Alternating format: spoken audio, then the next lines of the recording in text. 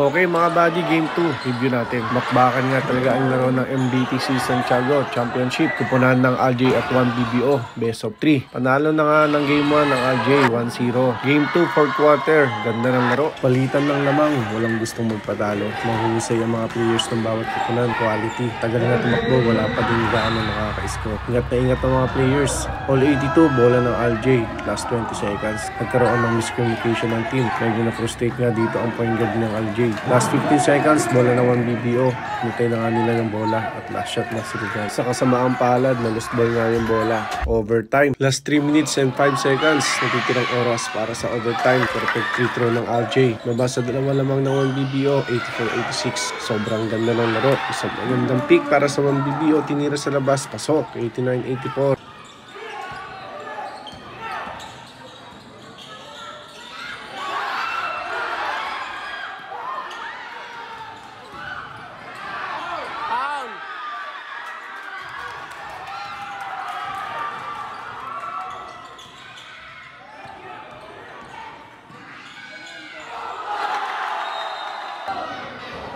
Isang minuto, labanan ng free throws at bandang huli na naig pa din ng One Bang Bang Basketball Organization. Congrats! Both teams, ganda ng pinakita niyong laro. Hanggang sa muli mga kabady, mabuhay kayo ng matagal. God bless!